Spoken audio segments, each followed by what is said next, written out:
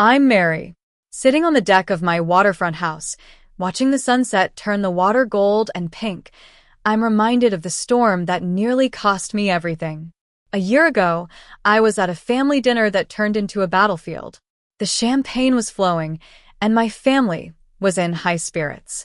My brother, Ethan, stood at the head of the table, phone in hand, showing everyone the signed purchase agreement for my waterfront property.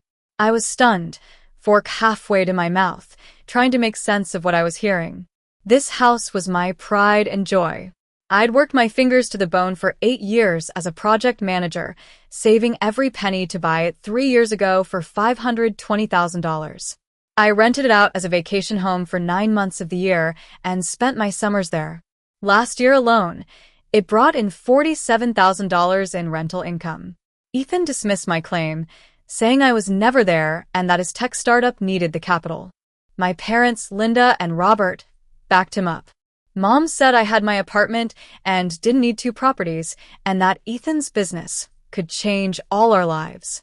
I asked who signed the sale documents, and Ethan shrugged, saying he did because he had my power of attorney.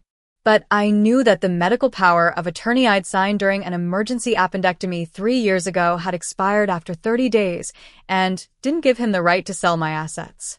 Just then, I received an email from the escrow company.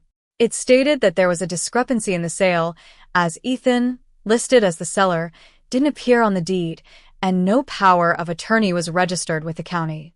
The sale couldn't proceed without my direct authorization. I stepped out to the back porch to call Patricia Voss, the senior title search officer at Cascade Title Company. She told me that Ethan had forged my signature on multiple documents, and it was a criminal offense. The sale was void, and she'd already notified the buyers and their agent.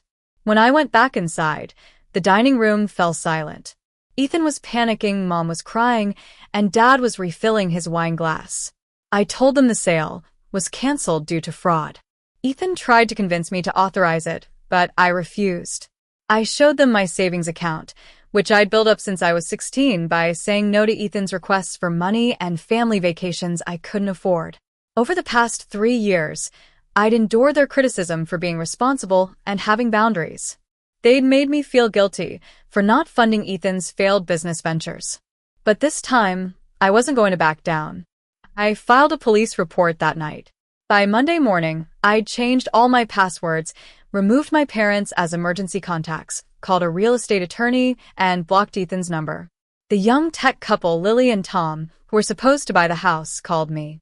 They were heartbroken but understanding. They asked if I might still sell, and I told them not right now, but that I'd remember their respect for ownership. The legal process moved quickly. Ethan was facing a police investigation for forgery and attempted fraud, a civil suit for attempted theft and emotional distress, and a restraining order. 3 months later, I learned that Ethan had tried to sell properties belonging to other family members, including my grandfather, Henry. I called Grandpa, and he told me that Ethan had tried to convince him to sell his lake cabin. Grandpa had refused and threatened to write Ethan out of his will. 2 weeks after that conversation, I found out that Grandpa had updated his will. The lake cabin now belonged to me, and the cash assets were split between me and my cousin, Sarah, who'd also declined to fund Ethan's ventures. Ethan's inheritance was $1 and a note telling him he'd get nothing for trying to steal from family. 6 months after the dinner, I received a letter from Ethan. He said he was in therapy and starting to understand what he'd done. I read it, but didn't respond. Forgiveness is for myself, and reconciliation requires trust. A year later, I got a text from Lily. She and Tom had bought a different waterfront property and said my story had inspired them to set better boundaries with their family. I've come a long way since that fateful dinner. I still own the waterfront house, which generated $52,000 in rental income last year. I've increased my savings to $168,000, bought a new car, and started therapy to deal with the guilt of choosing myself over family expectations. My parents and I don't speak, and Ethan is in a court-mandated financial responsibility program. I now have Sunday dinners with Grandpa and Sarah. We talk about life without the pressure to fund anyone's dreams or the fear of having my assets stolen. As I sit here, Sipping my coffee, I know that I made the right choice. I'm the one with the waterfront view, the savings account, and the peace of mind that comes from standing up for myself.